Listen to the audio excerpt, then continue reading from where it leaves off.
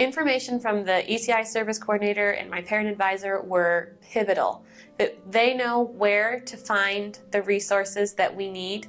They couldn't tell us, oh, you should definitely do this or you should definitely do that, but they were able to direct us toward whatever it was we needed to be able to make the decisions on our own. It's, as a parent who has a special needs child, you become so dependent on that service coordinator and that parent advisor that you need them to have that information for you when you're ready to receive it. The most helpful, they empowered us. They taught us how to teach our child. They didn't come in and take him to a separate room and teach him how to work with them. They came in, sat us all down, and taught me how to teach my son. They taught me how to speak up for him and in behalf of him.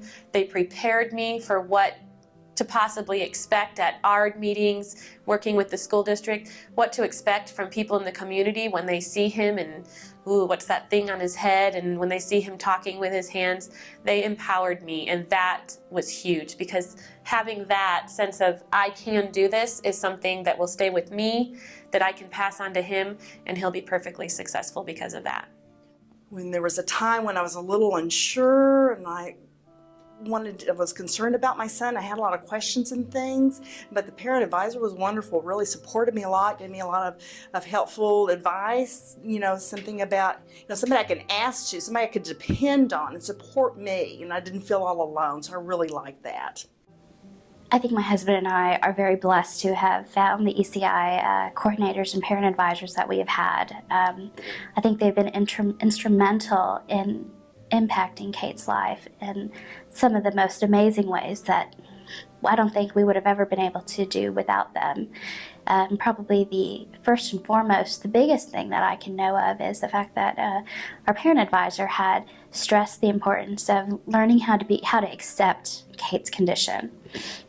And one of the things that she had given us was some links to some online chat groups of other parents who have children with the same problems. And I had actually gone online and looked and read a little bit and joined some of these, and luckily had found out about the fact that there was a completely new and different ear reconstruction technique available out there. And we've kind of looked into that, and we're actually going to be able to restore Kate's outer ears and reconstruct them at a very young age using this new technique. The other things that the parent advisors and ECI have been able to help us with is just making sure that we just stave off any kind of potential problems by looking at them very early. We didn't understand the need for an occupational therapist for Kate. We said, well, all of her limbs work fine. She has a hearing problem. And we didn't understand long term that if we could just make sure that all of her gross and fine motor skills were working well as a young baby, that she would be able to focus more on language later on and not have to worry about two problems as opposed to just one. So, the ECI coordinators and the parent advisors have really helped us get in contact with some amazing community resources and helped us find out about a whole new world of different parents and medical technology that we would have never known about beforehand. And, I think about myself and my husband, and we're both professionals. We're very educated, and, we were constantly on the internet when Kate was first born, trying to learn as much as possible about all of Kate's problems. And we probably would have met with the best surgeon here in Dallas. We would have probably gone through and used the standard ear reconstruction techniques, and she would have probably had her ears reconstructed when she was 9 or 10. But because of the information that we had received via ECI and our parent advisor, we found out about this new technology. Kate's ears will be completely reconstructed before the age of 5, before she goes to kindergarten or first grade, before she really starts having memories about these surgeries. So Kate's ear reconstruction and all these difficulties will be really something that happens to Bob and I versus Kate. My parent advisor, Teresa, she's been very, very good.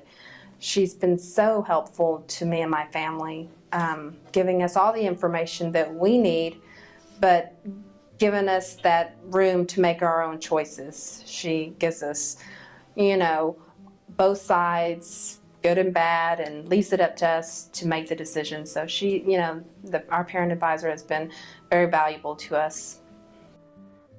Yes, I'm fully grateful with his teachers. And they tell me to do something that is teachable to my son. We apply it, me and my wife.